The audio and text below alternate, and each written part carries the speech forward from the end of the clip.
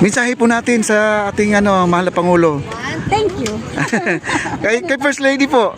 Thank you din. Ayun, maraming salamat.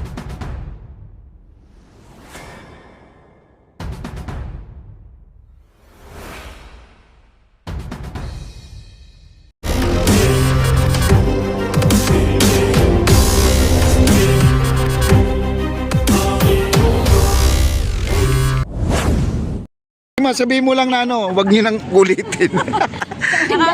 Sa mga gumagawa, meron pa kayong natira, yun pa, oh. O yun, talaga pa Balikan nila. Balikan na lang nila. Oh, Baka sayang. hindi na rin kasi kami nakabalik, so hindi namin nakita yung ilaw nyo ngayon. Sayang. Sayang hindi na natin yung nagawa. Kasi kaya tuloy lumalabas sa parang walang nagagawa ang government. Yes. Kasi right after na mapaganda, sisirain din. Tama po. So sana hindi na maulit. Sana tumulong na lang kung paano magpaganda pa.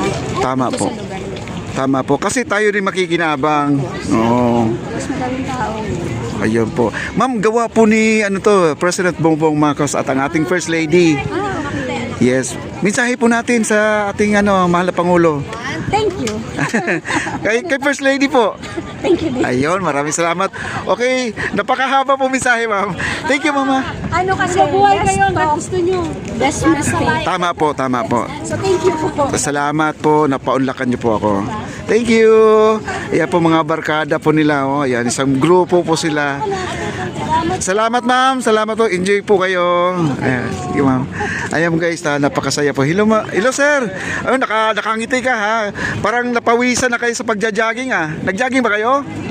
Hindi, naglalakad-lakad lang. Ayan. Ayan dito na po tayo. Pero ang sabi ko naman sa kanila, kung affordable ba yung kanilang mga pagkain dito. Okay naman, pero may tinuro na isa. Siyempre naman, parang na rin, at least di sila nagtatago na kung ano yung nasa loobin nila. Nilabas po nila, no? Kasi pag sinabing mahal ba ang paninda, mahal. Mura bang paninda, mura. Mga at least sinabi po yung totoo. Ayan po ang ating mga namamasyal dito, napakaganda po. Napakaganda po guys, ayun At yung gumagawa ng stage doon sa dulo ay para bukas po yan. 7 ng gabi po, meron tayong choir at abangan nyo po para mapakinggan po natin kung ano mga kantahan dito na magaganap kasi expected ko yan. Ito ay nasa Fort Santiago po tayo na part, Intramuros, ay mga kundiman po yan, no?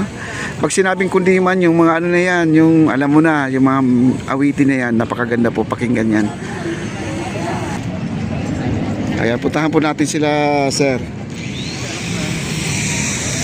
Ayan na sila, sir, Hello, Foreman. Architect, ano po? Ready na ang ating concert bukas? Oo. Narating yung bandang Kamikasi. Kamikasi, wow! Ang ganda naman yun. Kamikasi talaga, ha?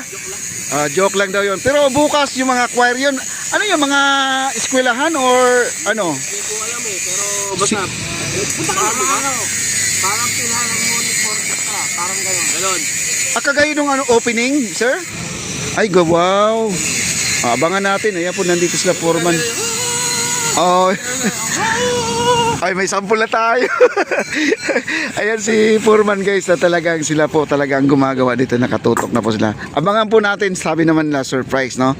Yung Kamikasi na yon, ang sinasabi niya, paborito niya yan, pero hindi po yan pupunta dito.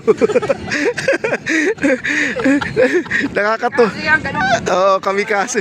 Kasi ang Kamikasi kasi magaganda ang mga kanta rin yan sa mga trending ngayon sa mga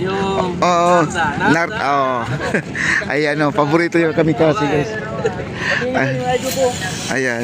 Okay guys, abangan na po natin guys ha. Sila po ay gumagawa. Ito po si Kuya ay nagagrinder na po dito,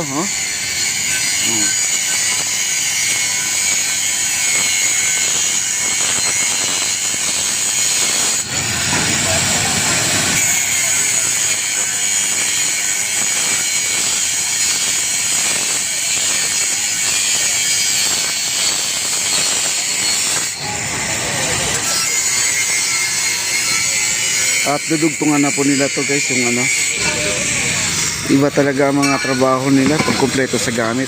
Pulido ang kanilang gawa. Kasi ang tutungtong dito guys, yung orchestra, may orchestra din pala.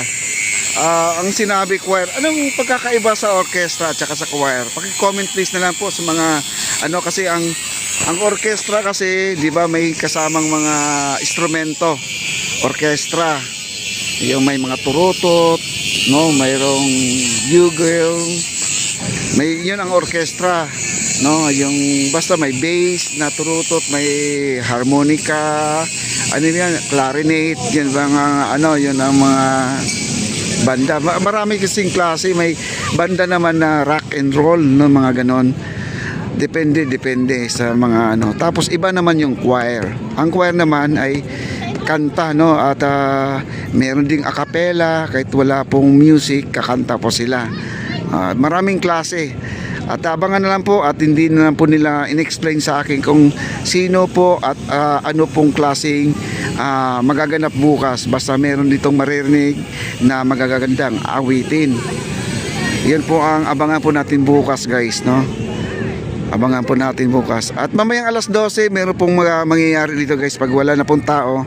Itong ating flooring, itong kulay maroon na to, ito, pipinturahan nila ng plastic para magiging ano talaga, parang rubberized siya. Kung alam nyo yung nasa oval, yung tartan, yun po ay magiging ano, yung para hindi madulas po ang ating semento, no? Nilagyan po nila ng goma. Ayan. Dito po ay basa na po. Ito po ay nilalagyan ng semento kasi ito may nag-crack kasi ito. Parang crack lang na ano, no? At dinugtong lang po nila to. Nakikita naman. Parang nilagyan ng epoxy. Ito yung ano, epoxy. Pinapatuyo po nila. Kasi mamaya or alas 12 ng gabi sila ay magpipintura dito. Ito na po yun. Epoxy. Pero alam nyo guys, itong tinutungtungan ko, ang dami rin poste dito na ilagay. Bali, dalawang 40 meters po. 40 meters, napakalalim na po yung 40 meters na pilote. Ito malalim to, grabe. Itong hanggang dito po ang ating esplanade guys, no? Ito yung tinutungtungan ko. Kaya the best talaga ang ating ano, matibay. Sabi nga ni Sir, no, si Bossing, yun sabi ko si Bossing. Kahit na idadaan natin yung ano diyan, yung pison, kahit yung crane, no? Kahit na ilang bus diyan ilalagay mo, kayang-kaya yan. Kita nyo naman itong gawa na to, napakatibay ito guys, grabe, ang ganda. At binabantay ng guard to ngayon kasi ito ay may tali, baka na apak-apakan nila to dahil ito ay may epoxy guys, no? Itong ano, cement yata, concrete epoxy yata to guys, matibay po tong ano na to, epoxy na yan. Tapos pipinturahan nila yan ulit.